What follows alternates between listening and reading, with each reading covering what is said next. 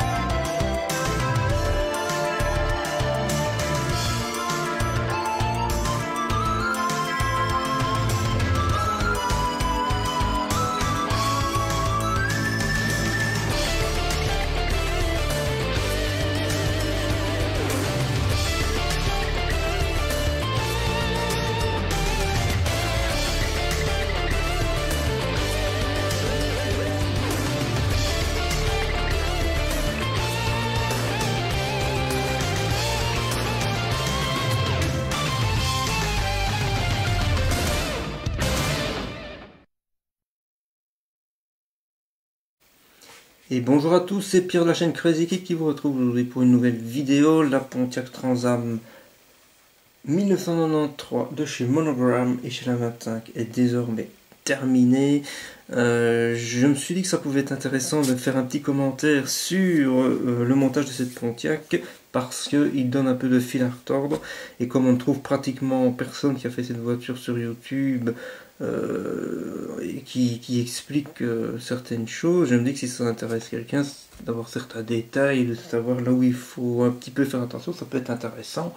Donc voilà, des gens qui ont fait cette maquette, on en trouve, hein. Moi j'ai encore découvert quelques chaînes il n'y a pas longtemps, maquette, ou dans la collection on la voit présente, mais des vidéos détaillées du montage de cette Pontiac on ne trouve pas tellement. On trouve le modèle Ram R de 1998, mais celui-ci 93 c'est vraiment pas énorme le nombre de vidéos consacrées à ce modèle qui est, je trouve, très sympa, vraiment super top. Mais c'était un petit peu chaud. Alors on est chez Monogram, hein, donc forcément il y a des trucs qui posent parfois un petit peu de soucis. Alors par exemple la partie avant, le capot, quand il faut venir le mettre, ça ne va pas. Même en faisant pression, même si vous mettez de la colle, même une fois que la colle commence à prendre, ou alors il faut vraiment faire pression énormément, ça va se dissocier, ça va pas du tout. Commencer à coincer les différentes parties dans cette situation là avec des élastiques ou que c'est vraiment pas facile, surtout quand on a déjà mis en peinture et en vernis. Donc j'ai dû sortir la machine de guerre, hein, le Proxon. Si vous avez de Dremel, c'est exactement le même principe, pas de souci, pour tout simplement aller diminuer la matière qui se trouvait à l'endroit où j'avais remarqué que ça empêchait de mettre le pare-choc avant correctement. Encore là, on n'est pas au millième de millimètre près, mais c'est quand même beaucoup mieux. Donc voilà. Autre chose, bon ben voilà, ça c'est du Monogram tout craché, hein, les rétroviseurs. Vous voyez, les rétroviseurs, ça paraît tout simple. Vous avez ici une lichette en plastique sous le rétroviseur, et on vous explique qu'il suffit tout simplement d'aller glisser dans l'encoche et voilà, la vie est belle. Le problème c'est que ben, ça se passe pas comme ça du tout, à tel point que déjà l'encoche est beaucoup trop large d'un côté pour pouvoir le glisser, donc il faut de toute façon la recouper en largeur.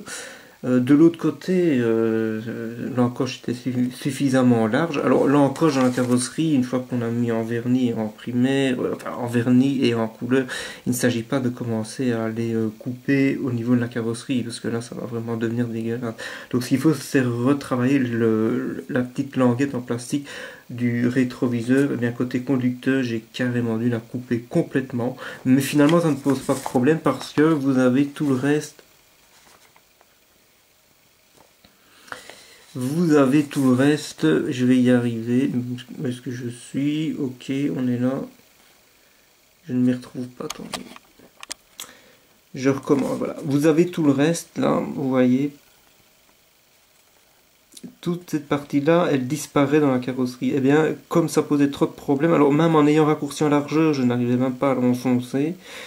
Et puis donc ben, j'ai coupé et je suis venu accrocher avec un peu de colle le rétroviseur dans son emplacement et ça rend super, il n'y a pas de souci. Donc c'est ça qui est comique, ils ont voulu faire des trucs pour faciliter la vie du gars qui va construire la maquette, mais ils ne l'ont pas bien fait, donc ça pose plus de problèmes que s'ils n'avaient pas fait. Donc côté conducteur, j'ai supprimé carrément. De l'autre côté, j'ai réussi en insistant un peu, mais je ne vous cache pas que c'était très chaud à intégrer le rétroviseur. Donc voilà.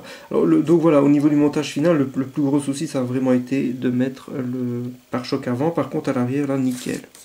Là, c'est vraiment un exemple de justesse, de flash, ça se met nickel, c'est magnifique, c'est merveilleux. Ce qui demande pas mal de patience, c'est tous les contours de vitres. On est sur une génération de voitures où les contours de vitres noirs, c'est très important à l'avant et à l'arrière. Ça, il faut le faire parce que ce n'est pas fait.